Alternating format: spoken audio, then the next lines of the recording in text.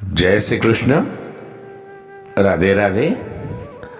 રાધે સત્સંગની સત્સંગ ગંગામાં સ્નાન પાન અને આચરણ કરતા સર્વે આત્મીયજનો શ્રી વલ્લભની પ્રેરણાથી પ્રેરિત થઈને રાધે સત્સંગમાં આજે આપણે એક સુંદર સત્સંગ કરીએ કે જેમાં તનુ નવત્વ વિશે જાણીશું.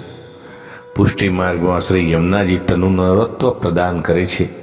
આપણે સાંભળ્યું છે અને જાણીએ છીએ, પણ આ તનુ નવત્વ શું છે, કેવી રીતે પ્રદાન કરે છે અને પ્રદાન થયા પછી જીવમાં કેવા ફેરફાર થાય છે તે વિશે જોઈએ.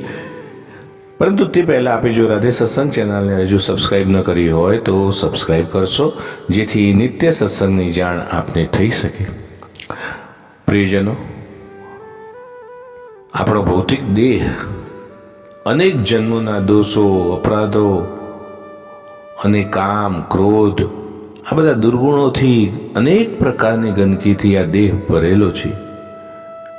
હવે આવા દેહથી ભગવાનના સ્વરૂપાનંદનો અનુભવ થઈ શકતો નથી. તેથી આ મુશ્કેલી દૂર કરવા માટે ભગવાનની કૃપા શક્તિ શ્રી યમુનાજી આપણી મદદે આવે છે. તનુ નવત્વમે તાવતા.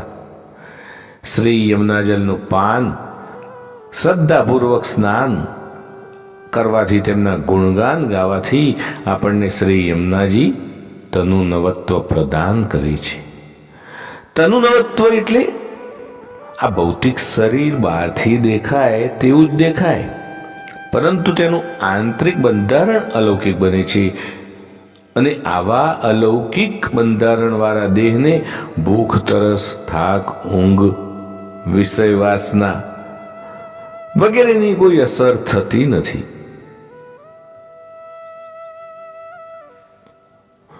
આંતરિક દિવ્યતા પ્રાપ્ત થતા દેહ અલૌકિક પ્રભુના સ્વરૂપાનંદનો અનુભવ કરવા માટે લાયક બને છે.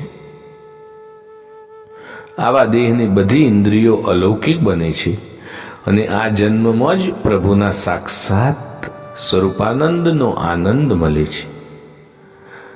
વ્રજમાં ગોપીજનોને આવું જ તનુ નવત્વ પ્રાપ્ત થતું અને એ તનુ નવત્વ પ્રાપ્ત થતા બાહ્ય દેખાતા ભૌતિક દેહથી ગોપીજનોને ભગવાનના સ્વરૂપાનંદનો અનુભવ થયો હતો.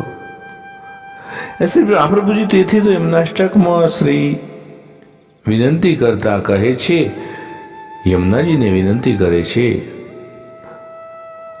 મમાસ્તુ તવ સન્નિધૌ તનુ નવત્વમે તાવતા ન દુર્લભ તમારતી મુરરિપૌ મુકુંદ પ્રિય.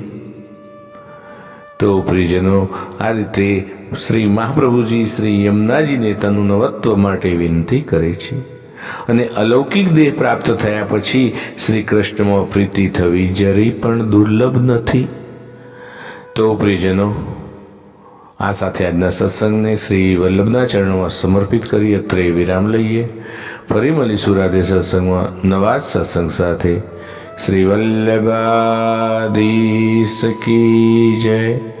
શ્યામ સુંદર શ્રી યમુને મહારાણીજી કી જય. જય શ્રી કૃષ્ણ. રાધે રાધે.